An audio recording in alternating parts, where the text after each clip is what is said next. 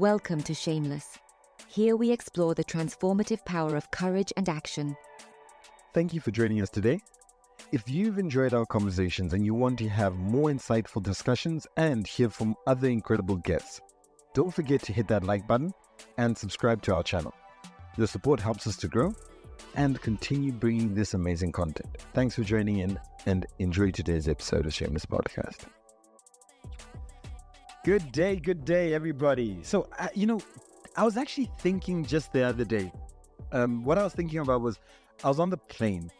So, Bonolo, I was on the plane and I was talking to my friend, and my friend goes, he's just not stopping. He's just continuously talking. Then I say, hey man, I need to go. Can you just I've got to go. I have to put the phone in airplane mode. And he says to me, do you think a small little cell phone is going to make that whole plane crash? And I thought to myself, he's got a bit of a point. If this phone is going to be the reason why this plane crashes, then I got bigger problems than anything. And I was like, damn, I'm not critically thinking about some of the things that I do.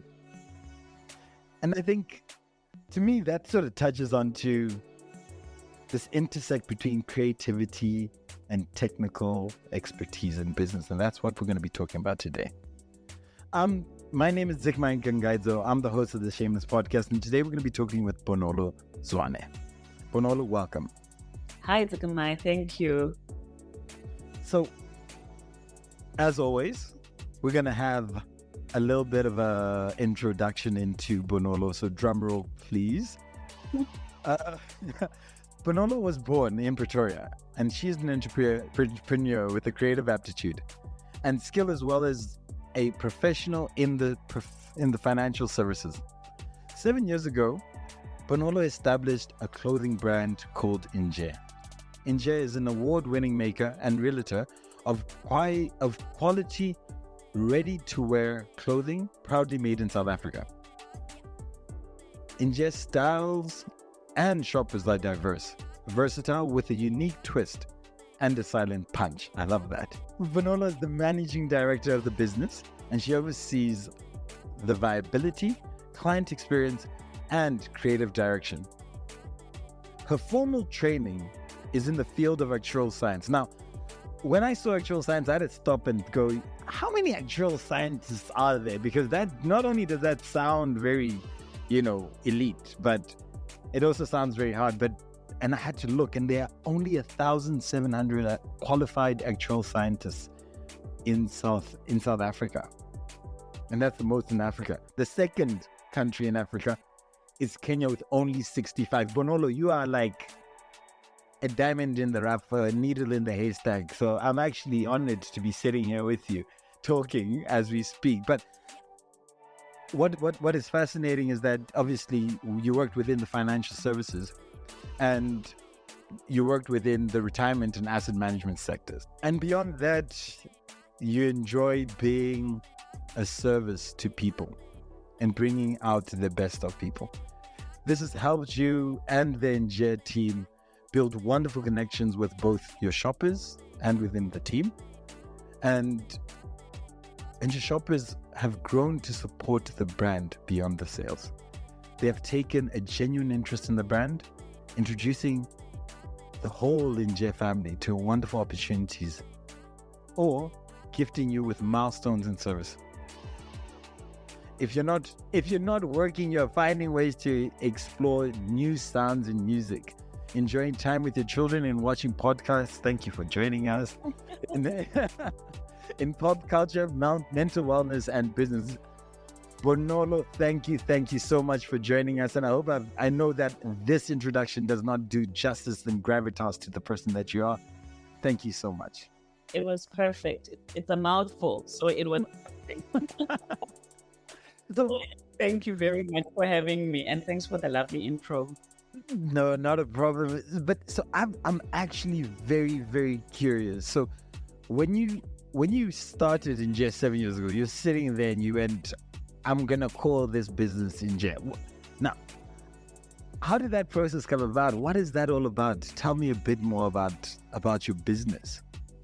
Okay, so I get asked that question quite a lot because it's quite a popular slang word in South Africa. And interestingly, I've been learning over time that it's got meanings in Swahili, in Kenya, and there's a meaning um, in Nigeria. It's slang for something else, different meanings altogether. But anyway, I started the business 7 years ago, but I conceived the brand and the name Nje 9 years ago with my business partner, and we were in Johannesburg. Right now we're based in Cape Town, and we both really loved fashion, and we loved how it was possible to create very interesting, unique fashion pieces that are out there but also are comfortable. So they have a standout simplicity, but in terms of their functionality and how they feel on the body are really comfortable. And because we were struggling to find that ourselves, you know, in like retailers or very niche retailers, you either found something with a very unique design, but when you said it did something funny, it pulled funny, or vivid experience, babies, you know, a bit of a boob falls out there, and it's a little. So we were looking for that kind of a balance of the two. And I said to him, look, whatever we decide to do, however we craft this thing, I really love the name Nje, because Nje, loosely, it means just as is, just as you are. And it was just so perfect for the kind of multifaceted nature of the brand we wanted to build, the multifaceted nature of the designs we wanted to have. We have a very diverse range of items, and also the multifaceted kind of profiles of our clients. Our clients tend to be like, even people like yourself, which they have these contrasting extremes, right? So if I'm not mistaken, you're an engineer, so you're very biased towards the sciences and the more traditional technical aspects of things, but you do really creative work through this podcast and other things that you do. So your mind tends to have a bit of a dichotomy, and you know, you lean into those two different areas when you need to. And our clients tend to be those kind of people, and they lean into those when they need to, and they tend to do this in a very unassuming way. So they are just as they are in jail. So that's Just as they are in jail. And so and if, out of curiosity, what are the other meanings of Nje that you found?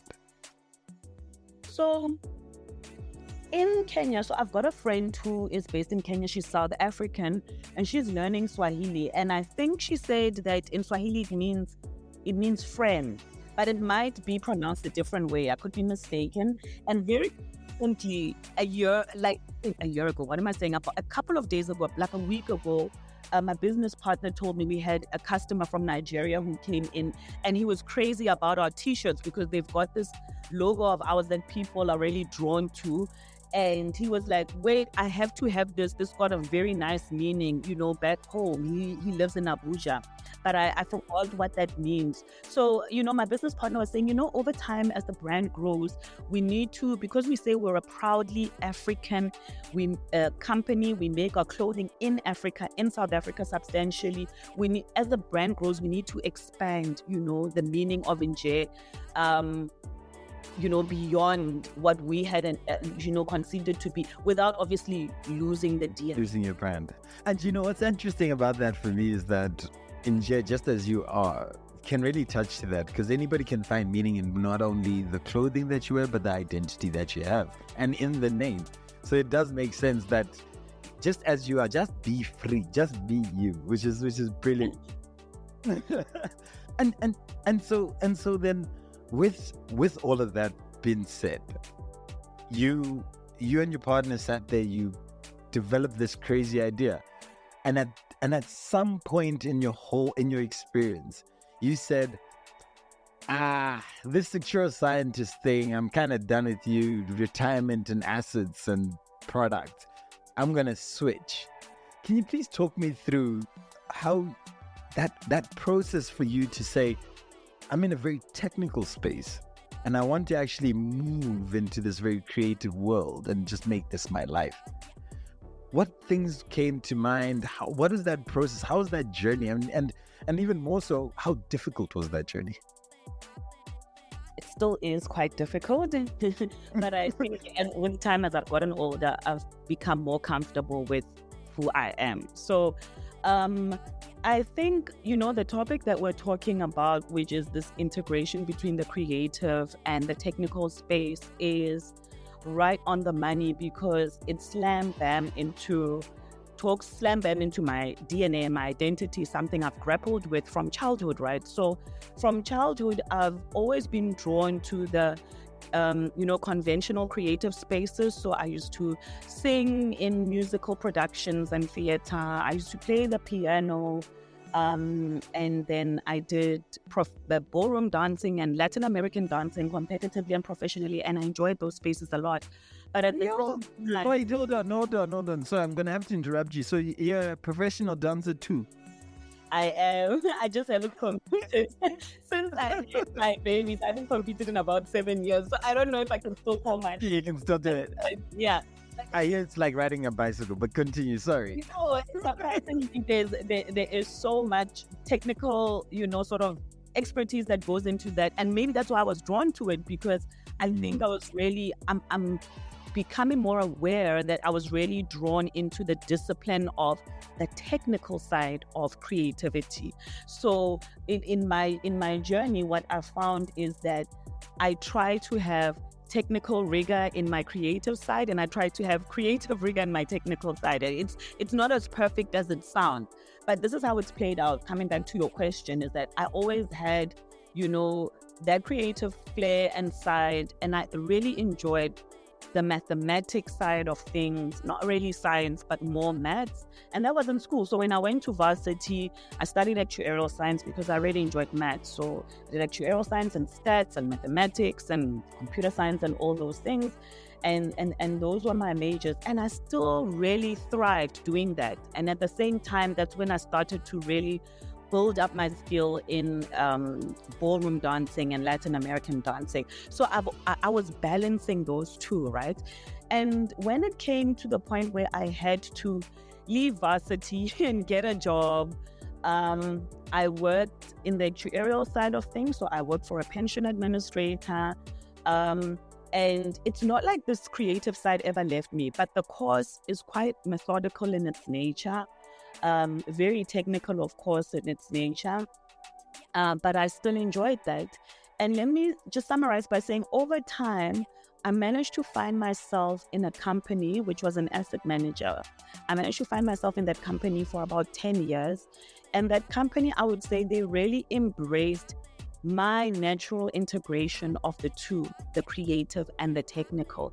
And it's not many companies that embrace that, because they typically want you to be focused in a certain area, and it makes business sense for them at that point in time. So I was able to then become quite of a well-rounded business professional, because I was allowed to explore the marketing side of things in quite a lot of depth. I was allowed to explore the asset management, portfolio analysis kind of things, which was quite technical. And so I was able to just combine, and also the almost like human behavior side of things and strategy. So in the end, it led me to being almost a well-rounded business professional. And how you ask if I made a switch. So I was just trying to paint the picture that it was, always there. It was sort of always there. In the background. And I was finding creative expression through different forms, different art forms, and maybe not necessarily professionally, only to a limited extent. And when I conceived the brand Njaya with my business partner, I was still working in corporate in an asset management business. I was running a hedge fund business in Cape Town. So that's why I moved to Cape Town. And I started then developing the idea of the brand. What did I want it to feel like? What did I want the essence of it to be? What kind of shoppers did I want? What was their profile? To like very minute, detail, to the point where, it almost unearthed the fact that even though our brand is positioned as a niche high-end brand, we have people who have very non-high-end professions who are regular customers because they are discerning, because they are that kind of a profile that I was describing to you, very multifaceted, and they appreciate quality.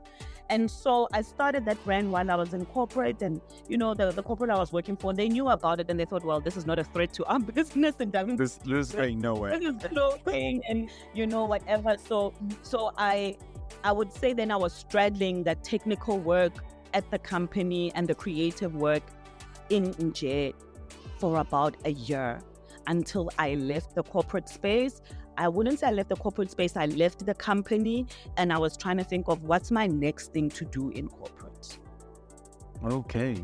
And while I was thinking about that, then the business went full steam ahead. And so when you left, was that a moment where you decided, I'm going to leave because I want to run in jail, or I'm going to transition to my next corporate? I think you said you're going to transition to your next corporate, but how then did you end up running in jail full time? I love that question, and because it is the biggest misconception about me. I still work in asset management, but not on a full-time basis. So I sit on boards and I do some consulting work. So I'd say my 9 to 5s in J, and I do consulting work in financial services. So I really like that question because even sometimes family members misunderstand this journey that I went through. So I was feeling a little bit jaded after my last full-time employment experience at that company for a number of reasons. And I thought, okay, which company do I go to now? And then I thought, okay, I am 35 years old and I have been working for almost 14 years, and I had almost reached what I thought was a peak of my corporate career at a very young age. And I was like, what's next, and what kind of company is next? And I thought, I'm going to give myself time to think about it. So I said, maybe I'll take 6 months off. I'll take a bit of a sabbatical, and I built up some savings for that. At the same time, Dzikamai, I had a health condition, endometriosis, which was affecting my ability to have children because I had stage 4 endometriosis, which is quite severe.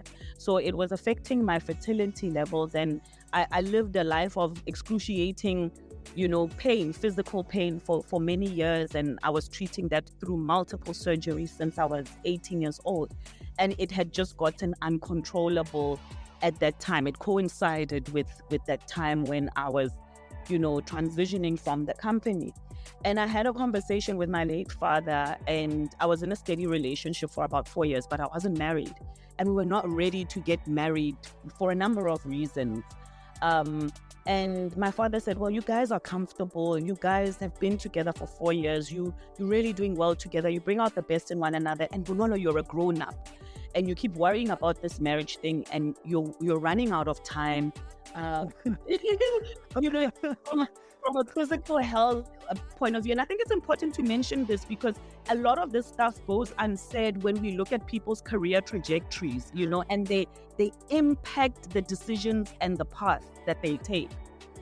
And so I decided to go for an IVF cycle with my partner during those months of sabbatical. Okay. Wow. The first cycle didn't work, and the second one worked. And then I fell pregnant. And so I'm pregnant. I can't really work for a corporate, right? Yeah. I'm pregnant. Going to be on maternity leave and not so long. So at that point, I actually made a life-altering decision. Wow. Once you step out of the corporate world, no matter who says what, something's got to give. As a woman, going to be pregnant and you're going to nurse a child for the first few months, something's got to give. And it's at that time I started pouring myself a lot more into Nje to say, well, let me move this thing from an idea that I conceived and a passion to a business. Wow. And so now at that point you realize, well, not necessarily when you realized, it became out of necessity.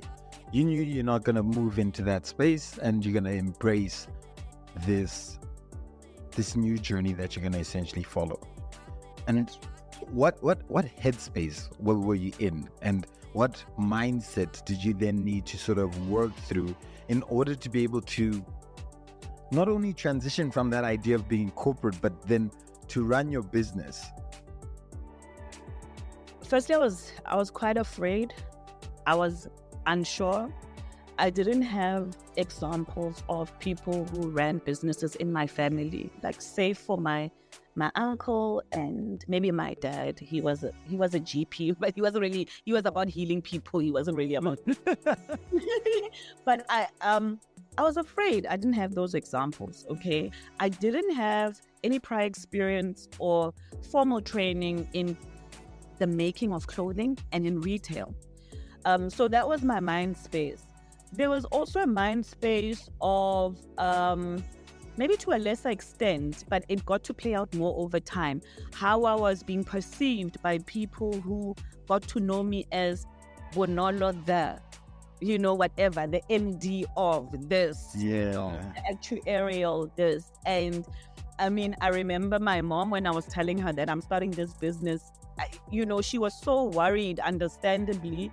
And I think she had this picture that like I'd be selling clothes from, the boot of my car. And I think it's only when she saw the website, the online store, when it came to life, that she then, probably saw the professional side of it. So there was a lot of fear in my headspace. And I think how I got to move from that, I took a leap. I didn't really have a choice anyway. I was working on falling pregnant and stuff. I took a leap based on a dream I'd had. So a little secret maybe for your listeners is that, I tend to have prophetic dreams now and again. And I didn't really accept that. I'm not a prophet, but the things that I tend to dream tend to sort of, come to manifest. And I had this very frightening dream before I made this leap that, I was at my house and I was staying close to the beachfront at that time. And then there was this massive wave that came and it took everything and it destroyed everything, my car, my flat, my possessions and everything. And I was sort of like struggling to swim and keep myself alive. And more waves kept coming on. And I thought, look, I'm not going to make it. Long and short of it, I ended up on the roof of this corrugated building, Hold on, I just want to clarify, we're still in the dream, right? We're still in the dream. Okay. The dream. So so you're on the roof of this corrugated building, and then feeling and this really terrible place of utter lack and poverty and I was wearing these torn shorts and all I had was glasses in my pocket, and then I had a 20 rand and nothing else. I'd lost everything, and I tried to make my way down onto the ground, and I did, and I saw these two Asian people, a mother and a son, selling this like multicolored popcorn. I don't know if you know it, but I'm from Pretoria. Like keep and it's my and then I bought it from them. I asked them, how much is this? And they told me the price, and I said, oh my gosh, I've only got 20 rand. And they said, no, it will be enough. And I bought it and I walked away, and that was the end of my dream. And the way I perceived that dream was like, oh my goodness, whatever decision I'm going to make, I'm probably going to lose everything materially and otherwise. I'm not even sure.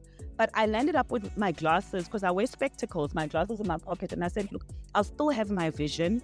I'll have very little money, but I'll have enough for my favorite things, because those multicolored popcorns were my favorite things. And that was a very poetic way of looking at it. But I tell you, that is how my life turned out. I thought everything once and twice and three times, many times. And so you embarked on this journey, you took into the stride this idea of building a brand, and it was really sparked by, the prophecy of it all was embodied in this dream that you had. Now, as you talk about that, within your journey, you say you lost a lot and you gained a lot. What were some of those challenges that you faced, merging the creativity with the technical experience? and how did you end up overcoming them? Okay.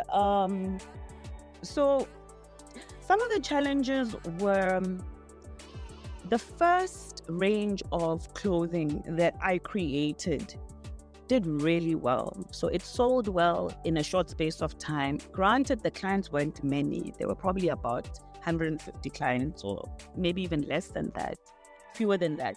But they did well. And it's because I was creating the things I liked, the things that tick the boxes for that functionality and being out there, whatever. And, as time went on, at the early stages of the business, I started talking to people working in retail just to understand sort of best practice around how to retail, how to manufacture. And, they'll tell you things like these colors tend to do well in South Africa versus other countries. So buy fabrics that have these colors, etc. And those are technical aspects of my trade. And I started to try to introduce that. And I was battling to combine those technical best practice aspects with my creativity. And I thought I'd done a really good job of it. And then the second range didn't do as well as the first. And I was trying to figure out, is it because I got this balance completely wrong and I just became too rigid about it? Or is it because people are losing excitement for something that was new? And that's when the doubt starts to creep in, I'm sure. When the doubt starts to creep in. And am I not pricing right? Do I have a proper pricing strategy? And now I started thinking a lot more about the business model aspect of things, the technical sort of aspects of the business that I was running, which was not necessarily a bad thing. But now it was a challenge in that it was one person trying to focus on these two very different things, So what I found in my journey of balancing these two is that the success of the integration in my world has also been very time sensitive. At the beginning, you almost have this very expansive mindset and you allow your creativity to flow, and you maybe have a little bit of money that's unutilized, and you're just ready to go, and the momentum is driving you. And as time goes on and the business grows, each area of the business demands more focus in it, and in turn a lot more technical rigor in it. So then gone are the days where almost everyone can do anything in the business, and we have to start focusing people in different areas, and it becomes tricky. And one thing that I actually really loved, one thing that you said, was how sort of ballroom dancing, though it was very technical, it required a lot of discipline. And how have you applied that discipline into your business and the professional world, combining those creative spaces and the technical spaces? How does that discipline then how do those experiences help you with the discipline? Sometimes they've helped, sometimes they haven't. And so my journey has been about recognizing when to lean into each, and also staffing the business or appreciating the strengths of different staff members who lean into more the technical space or who are more biased towards the creative space. So how that discipline has helped me is in professionalizing the business. So I would say the second year of the business now 7 years, as you said in your intro, the second year of the business, I started to focus a lot more in professionalizing the operations of the business and professionalizing the costing of the items and the pricing of the items. And to do that, I had to spend time with people who were in the space. And it's not as if I knew people who were in the space. I mean, I was working in financial services, right? So I leaned on my business partner, who is a lot more comfortable and he's a lot more outgoing and comfortable to ask strangers questions than I am. So I would say it really benefits one to reach out to strangers, which is not a very nice thing to do, especially if, like me, you're very internal in how you learn, and you prefer to fail privately, if I can put it that way. and so I remembered at that time, there's something that Kim Kardashian said about, if you are failing, like almost privately, if your mistakes are not almost out there for public scrutiny, then you're not growing. And I hated hearing that, but I knew it was true. And so I had to reach out to people who were not in my traditional spaces, and I did that. And I also had to open up my business. That's another thing that we're so afraid to do. It takes trust, yes. Trust in other people and trust in the things that you don't know. I had to open up my business too. There was a guy who manufactures mass scale for a big retailer for D&H and Truworths. And I had to open up, we literally sat with an open spreadsheet and he was saying, Bonolo, your pricing doesn't make sense. What are you doing? And I had to open up item by item, how I was costing, how I was pricing. And, it takes a lot of vulnerability and trust in an uncertain outcome to do that. So that's how I involved the technical space, which I never had. Wow. And so at this point, I think it's probably befitting to highlight a quote, right? Okay. And the quote for today for me is, "Failure is success in progress," by Albert Einstein. And so when you were sort of highlighting this, and what you mentioned also earlier, that your dream showed the path that you then followed would be one that you would lose everything and lose everything again and gain and lose. And then the whole part of you being afraid to actually open up your business. All of those experiences really required a lot of vulnerability. And you failed along the way, but that is it's the journey to success.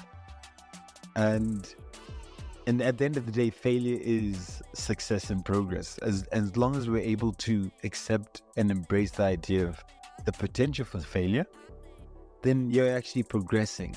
And it's important to learn from your probably experiences. Now, to touch on that, what would you say have been your most valuable learnings from some of your most deepest failures? Oh, the questions you ask. I'm just trying to go in and get the full version of what you are. It's not often that you speak to a data scientist. Sorry, to an actuarial scientist. I think I mentioned this to you when, we're linking up and talking about having this conversation, is that I like your question because I personally in my journey have found very few examples of people who talk about their learnings in failure, in business and maybe success, while they are still in it, because chances are they are still facing a lot of perceived failure, what they believe is failure, and they're trying to sort of deal with it internally themselves before they can share it, with a wider audience, with the world. So I can tell you from a raw place of someone who's really not yet there where they want to be. I mean, it seems like we're always chasing, right? But really not there, and is still in the thick of that journey of a lot of failure and a few successes, lot. The learnings that I've had is I wish I'd realized this in my earlier years, that life is about problem solving. I don't know if that's a very pessimistic view, but I think if one appreciates it earlier, you can infuse some optimism into it, and you can infuse courage, into it. If you have a mindset that you're going to be problem solving, you tend to not have a mindset of defeat every time a problem comes your way. You will feel frustrated. Yeah. Yes. But it's not defeat. But it's not defeat. And when you can't solve it, you will not wallow on the failure. I tend to stew on my failures for a very long time, and it does more harm to me than anybody else, to the point where I forget my successes. So that leads into the second one. Try not to stew in your failures.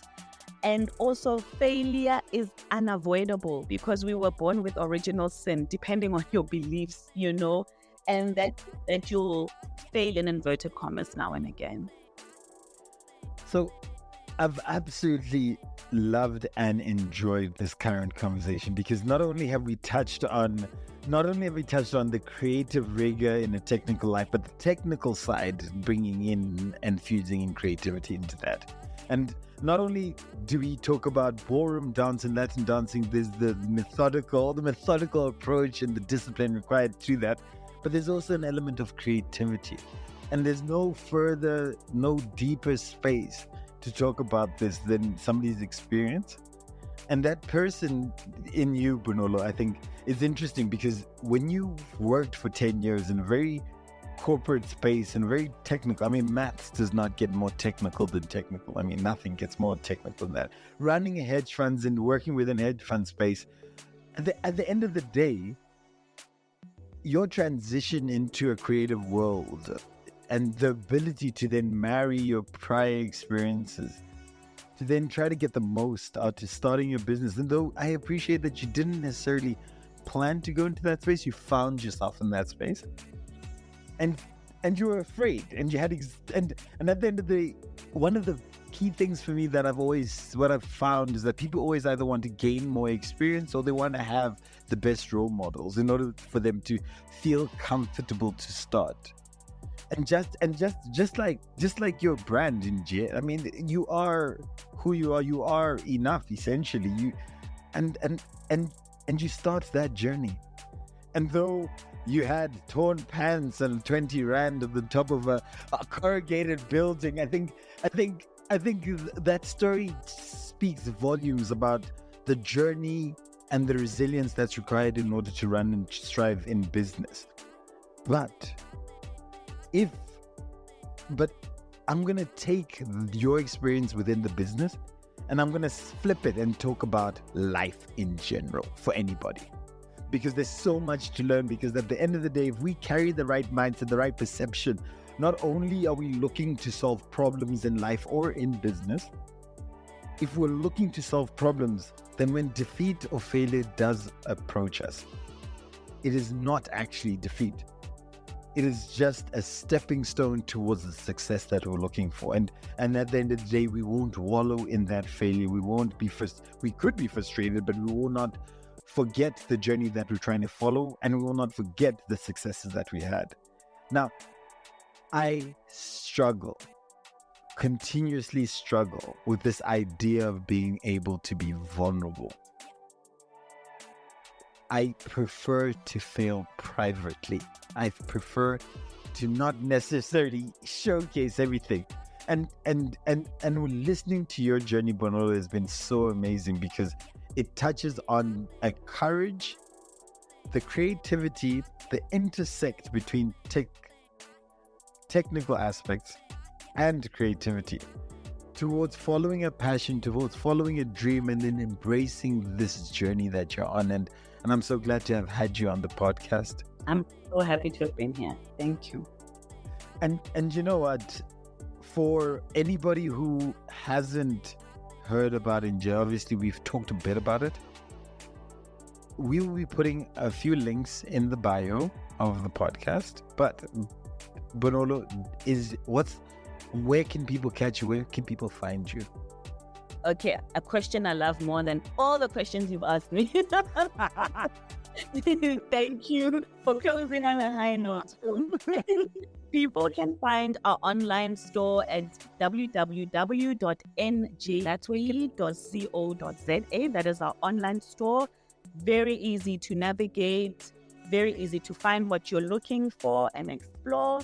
And we do nationwide delivery as well. Or if you're on the socials, you can find us at Nje Curated Fashion. That's on Instagram, Facebook, TikTok, LinkedIn very recently. We're still working on building that up. and everybody, make sure you like, subscribe, and share all those links that you just talked about. Now, before you go, Bonolo, what did you say in Nje means in South African? It means just as is, just as you are, just as is. Like, you know, when you see it, you know it, kind of thing. You know, it's that thing. It doesn't have to be explained. It's just this. When you see, you know. So, when you see, you know that this is quality, this is standout, this is unique. It is what it is, Nje. You know what? This podcast has been just that. It's about seeing you, just knowing, as just experiencing the true version of what your journey has been. And I really appreciate you taking the time. Thank you very much. I appreciate you inviting me. Very, very, very honored. Very happy. Thank you. Thank you. Okay, cheers. Cheers. Don't forget to like, subscribe, and share as we embark on our mission to impact 1 million African lives by 2026. This podcast is brought to you by Transformation Leader. You can follow us at www.t4leader.com.